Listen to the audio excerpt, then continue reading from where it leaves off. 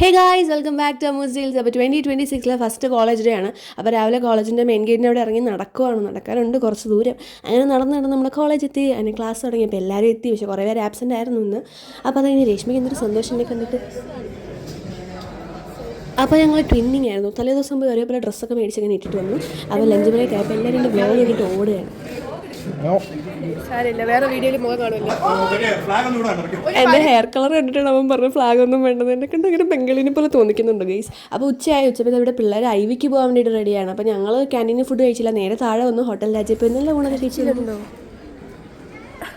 ബാക്കി പിള്ളേരൊക്കെ ഐവിക്ക് പോകുന്നു. ഞങ്ങൾ പോകാത്തതിൻ്റെ സങ്കടമാണ് രേഷ്മയ്ക്ക്. അങ്ങനെ തിരിച്ച് ഞങ്ങൾ ക്ലാസ്സിൽ വന്നു. അപ്പോൾ ക്ലാസ്സിൽ വന്നപ്പോൾ അഫ്സൽ